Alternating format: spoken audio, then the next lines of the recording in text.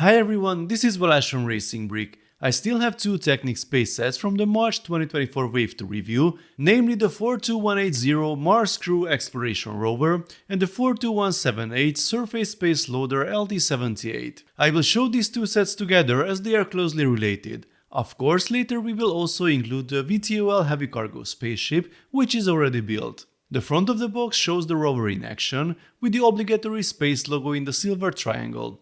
As you can see, this isn't a real vehicle, but it's inspired by the NASA Mars rover concepts. On the back of the box there is another view. We will have lots of accessories and lots of features that are best seen in person, so let's open the box. The set has 1599 pieces, the price is €150 or dollars. We get 13 numbered bags, 6 loose tires, some frames and an envelope. Apparently this black frame was stuck in two of my tires. They don't look very good at this point, but if I leave them like this, hopefully they will get back into shape. Here's the manual in the envelope and the moderately sized sticker sheet, at least compared to some of the other recent sets. Here is the smaller set, a similar box design and environment on the front of the box. The back shows a different view and all the features. Let's open that one up too. The set has 435 pieces, the price is €35 or dollars. There are 5 numbered bags inside, an unnumbered one with the tires and the canopy part, the instructions and the sticker sheet without extra protection. Let's start with the largest set. This is the first assembly, then we build 2 identical axles and connect them to the frame.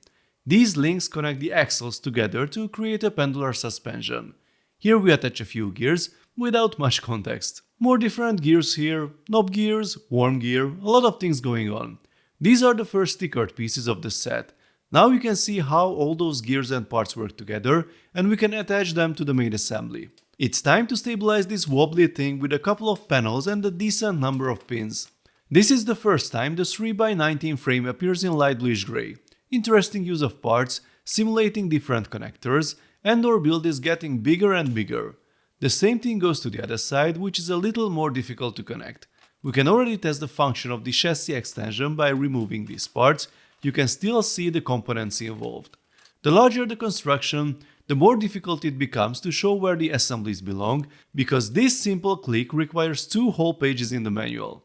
We start building the front axle, here's the steering rack, we have to put these 2 assemblies together, and that's really not an easy task. Here comes the gear for the steering rack, and now we can see how the steering itself will work. Then we can fit it all into the main body and we have another patience game with all the pins that we have to align and slide in. Interestingly, this is the point at which the manual suggests we test the chassis extension feature. Here comes the knob for the hand-of-God steering. A cool building trick in the cab frame, we have this white pin and axle there, the tube goes on it first, then we have to move it back to the other piece. We put the seats in along with a bunch of cool instruments, and this is going to be the cabin window. I have added more details to the cabin and the front part seems to be pretty much complete. Here are the first reddish-orange panels, practically every part is new this year in this color. A very unusual step, we have 2 complete system assemblies here. One is the dining area with 2 rotating chairs, and these stickered tiles are probably space food. The other has a toilet, a shower and a treadmill. Each has its own place on the vehicle. This is the back of the cabin with some tricky connections. And here comes the magic airlock module to connect the set to other space builds. And, this is a first, this one can actually be closed. The set comes with 4 small extra white rims that you can use later, and here's the white unprinted version of the Earth from the orrery that you could see earlier on the channel. We have some removable system accessories in the back here. These flexible cages will hold the cargo. Recycling is pretty important on Mars too, as I see. We also have some toxic waste, but mostly annoying stickers to put on and lots of different canisters too. This is a pretty cool collapsible crane. We'll check out the operation once the build is complete. Another surprising step before the end, fitting the wheels. We have brand new light grey tires. The design itself is not new, just the color. I never thought that the brake discs from the motorcycles would fit perfectly in these wheels, but they do. So, all the wheels are on, very cool. Here's a quite tricky assembly for the end. This is our fuel cell and it has to be folded like a paper airplane. And it even has a power cable. The last 2 items we need to build are here. A cage with some tools, including Thor's hammer, which is very useful in space, and a tiny little rover with a very nice suspension and a foldable radar dish that fits right in there. That's the spot for the box, and the build is done. Now let's have a look at the smaller set. Here is the basic structure of the chassis. We have the new grey knob gear with the rotated axle hole fixed here, and another one on top that goes around it and is attached to the white pieces on the sides. Here comes the assembly with the seat, then we've attached some tools, and after that we had the steering wheel with the screen next to it. The next assembly is added here with a phone handset attached to the front. Apparently we are going to have steering on the rear axle, and that's how the setup is going to work, because we don't have a classic gear and steering rack, but these parts do the job. These will support the front wheels. It looks like I'm building a transformer or something like that. And the tricks don't stop there. This is a linear actuator that attaches to the front wheel supports.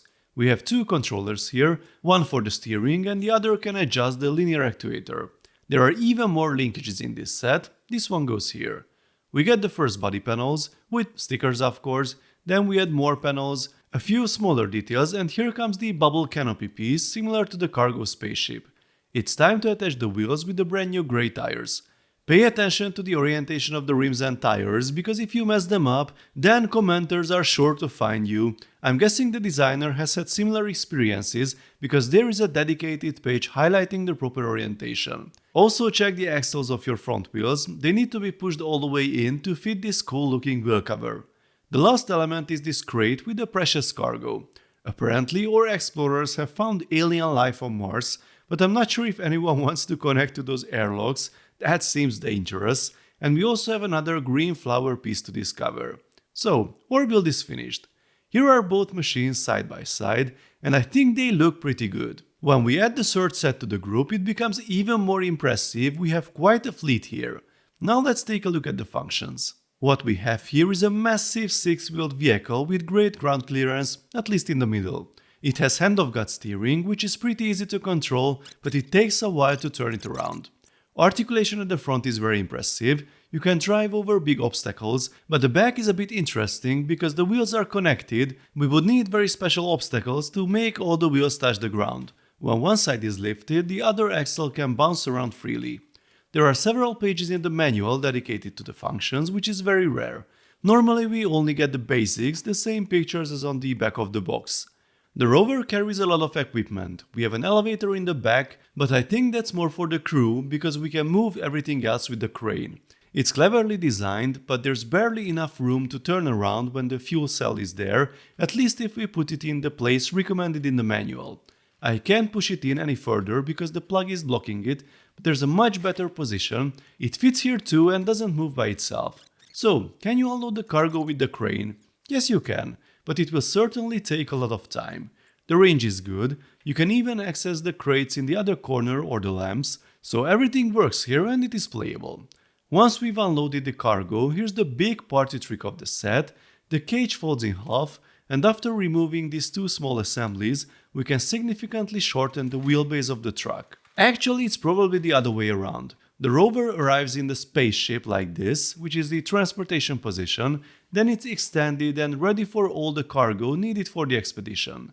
The airlock is covered by a door, and this time we can actually go through it, even if that central beam makes it a bit difficult. To clarify, there are no minifigures in the set, but the cross-team space compatibility with this piece tells me that this set is meant to be playable with minifigures, and everything here looks to be minifigure scale. There is one challenge though. Apart from the floor, there are no visible studs. I don't really understand why we didn't get normal chairs here, for example. The treadmill works, the shower is quite low, and the toilet seems comfortable too. Access to the cabin is easy, at least for us, but again, the blue seats aren't meant for minifigs. I can somehow squeeze my guy in here and even grab the steering wheel with one hand, but that's about it. Let's not forget our little rover. I really like the suspension, which is just a few parts, and it's nice to drive it around. Here's the one from the cargo ship set for comparison. Apart from the rover, I'm not sure how playable the rest of the cargo is. I mean, apart from loading and unloading, we have recyclable waste, toxic waste, and the various canisters. I think a child can definitely have fun with it. Now let's take a look at the Surface Space Loader. It's a good looking little vehicle that's quite dense and interestingly built. It has rear wheel steering. The turning radius is similar to the big one. Apparently you don't want to turn around quickly on Mars. This is the main function of the vehicle. The driver can get in this position, and then you can raise the whole front part quite high while still keeping the cabin level. It looks pretty cool, I just have the usual concerns about minifigure compatibility. We can remove the canopy piece, but this way of accessing the driver's seat breaks the illusion a bit. We can fold the steering wheel and instruments down, so it's pretty easy to put the figure in, and with the casual one-handed steering it stays in place too. One weird thing with the seat, if you look at all the other vehicles we have 2 stickers on the seats, but this here only has 1. Why? I mean, there's really not much space left on the sheet, but it's still weird to save a small sticker here. Apart from that, we have a crane at the rear. I need to push this section into position, then we have this hook here to grab the cargo box, pick it up and carry it around. There's an extra feature that makes sense with the spaceship and it is really cool.